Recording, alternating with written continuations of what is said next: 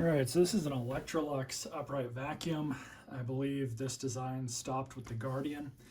As some of you may already know, parts are next to impossible to find new for these. I don't believe that Lux or Aris, or whoever owns them now, is making parts for these old vintage models.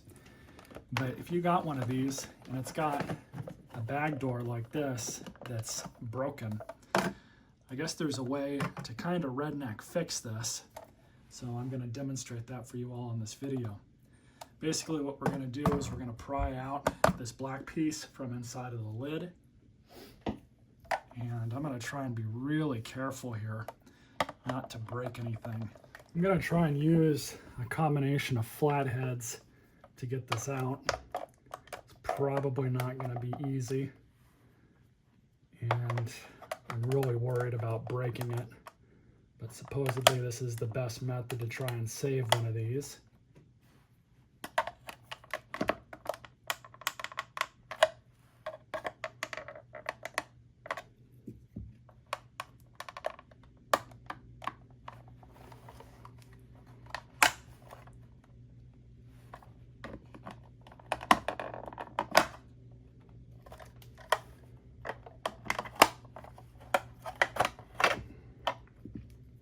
That was a pain. So we're just going to pop this out. Now, as I'm kind of looking this thing over, interestingly, we have two holes here that look like they would be perfect candidates to sink a couple screws through, because if you look at this side, there's already some molding plugs here, if you can call them that. And over here on the other side of the bag door, you got plenty of room. And then all I'm going to do is just use these as guides and just stick some drill bits through there, get some pilot holes going, and then we can get these in. See how that works. So in case you're curious, this is a 7/64 drill bit, and all I've done is flipped it over and made sure that it's just a hair smaller than this screw, so we can account for the threads as well as the shank itself of the screw. So that looks like it should go through. If it doesn't, I can always drill it up the next size. It's always easier to drill up because if you can't really drill down. The nice thing about this is even though it's broken, it still kind of lines up and snaps into place. So we're just going to kind of move this back.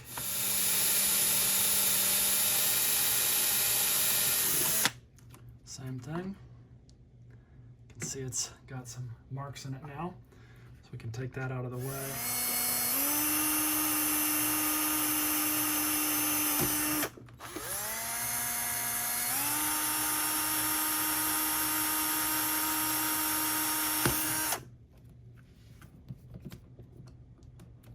Okay, threads in. Happy with that.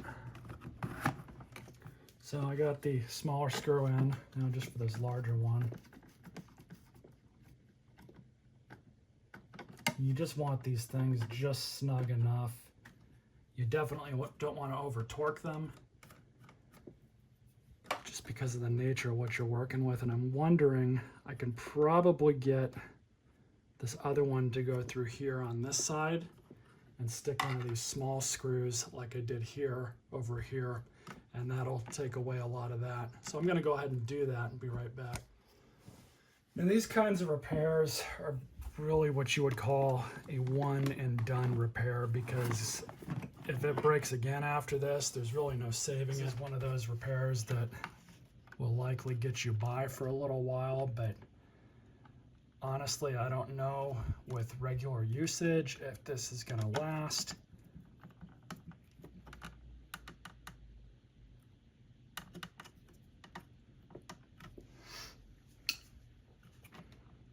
And what I just did right now is I had that just a hair too tight. I was kind of deforming that a bit. It's very interesting that even though this machine's as old as it is, the plastic is still somewhat flexible.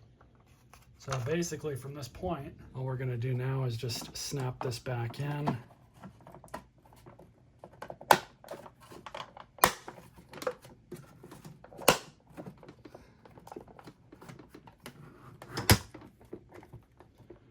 Well, that one's in.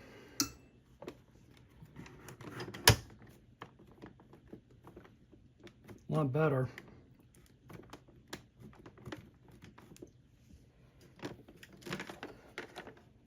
Plug it in, see if there's any leaks.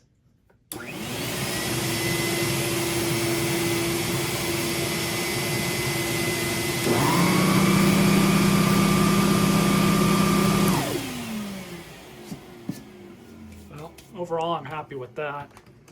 Saved me whatever it would have cost to get a new one of these parts, if I could even find one. Just got to be mindful not to break it any further. Stay tuned for more videos.